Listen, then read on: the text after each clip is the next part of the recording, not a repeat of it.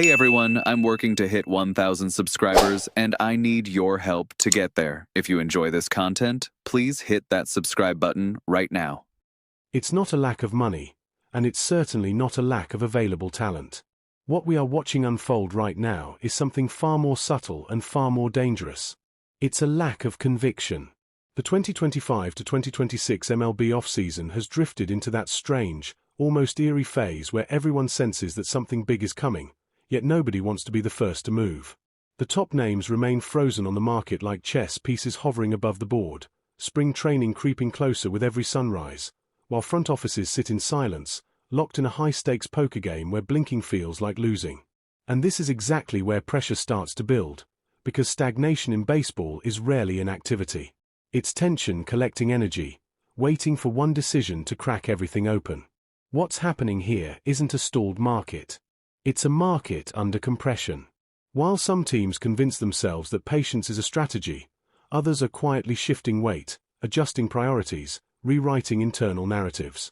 And when you step back and connect the dots, you begin to see that this off-season isn't drifting aimlessly. It's coiling. So before we zoom in on Toronto, it's crucial to understand the chaos elsewhere, because the Blue Jays' final move will be shaped just as much by what other teams do wrong as by what Toronto does right.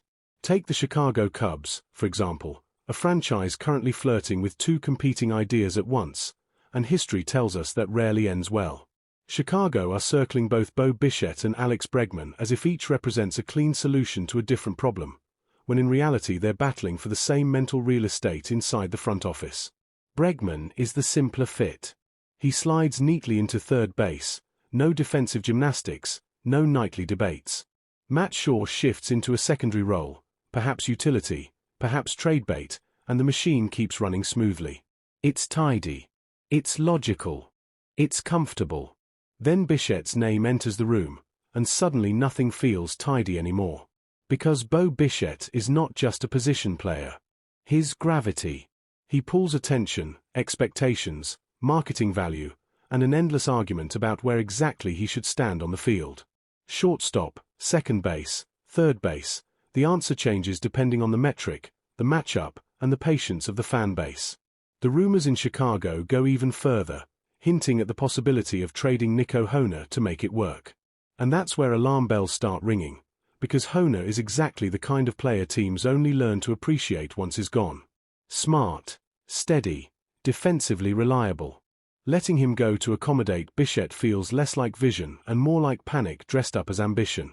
Boston, meanwhile, are watching all of this unfold from the front row, with genuine interest but familiar hesitation.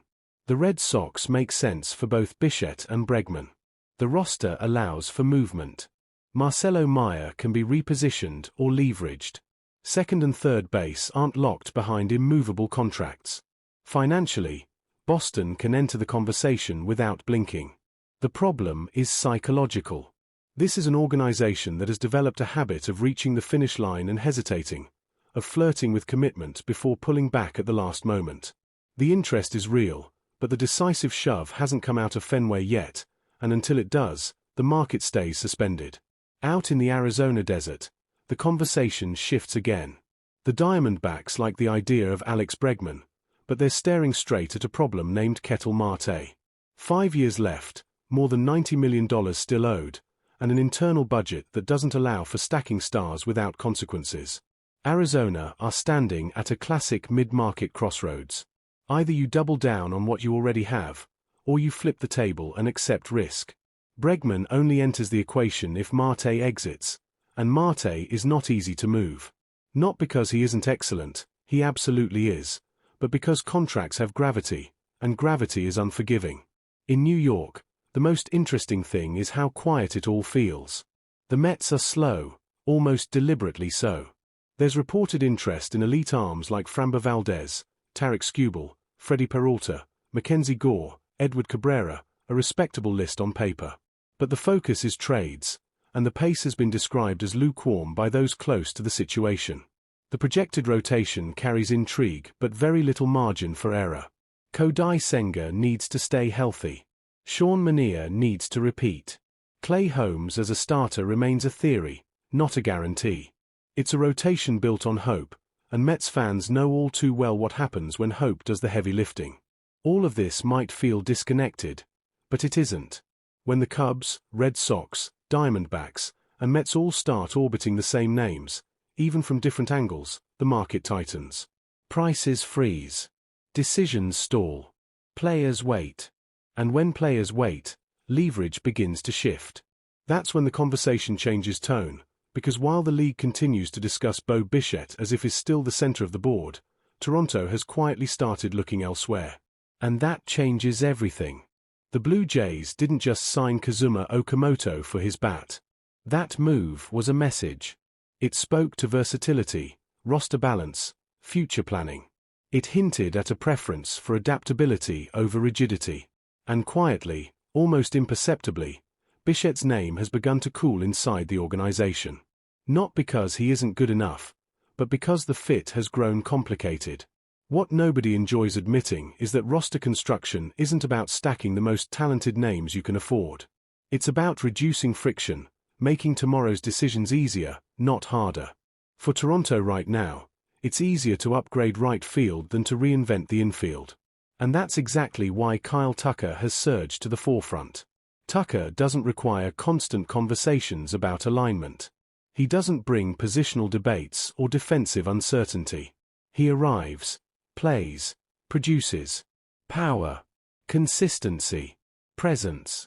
Where Bichette brings questions, short-term structures, opt-outs, defensive trade-offs, Tucker brings answers. And when a front office starts preferring answers over questions, you know something fundamental has shifted. There's also the Anthony Santander variable hovering in the background. Trading Santander would simplify certain paths, but after a rough first year of his deal, any move would require Toronto to absorb real money. 4 years remaining, over $76 million. It's doable, but it isn't painless.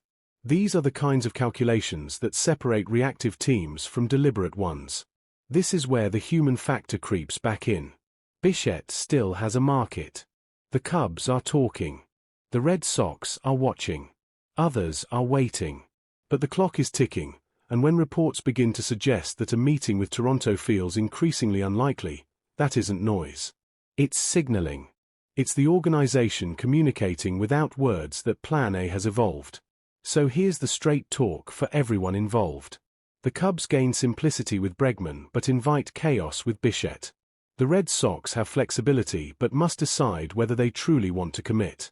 The Diamondbacks only enter if they accept structural risk. The Mets are betting on time, and time is rarely generous. For Toronto, Kyle Tucker solves an immediate, measurable problem. Bichette has become a conditional option, not an obsession. The roster balances without folding in on itself. And that doesn't mean the Blue Jays are disengaged from the market. Quite the opposite. It means they're watching everything, waiting for the precise moment to strike. Because while other teams try to force stars into crooked holes, Toronto appear more interested in creating space where things actually make sense. If you've enjoyed this deep dive, make sure you like the video, share it with a fellow Jays fan, and subscribe to the Blue Jays Report so you don't miss what comes next. This offseason isn't finished. It's just waiting for the decision that unlocks everything. Someone will blink. They always do. The only question is whether Toronto will be ready when it happens. If you think Kyle Tucker raises this team's ceiling, drop a comment.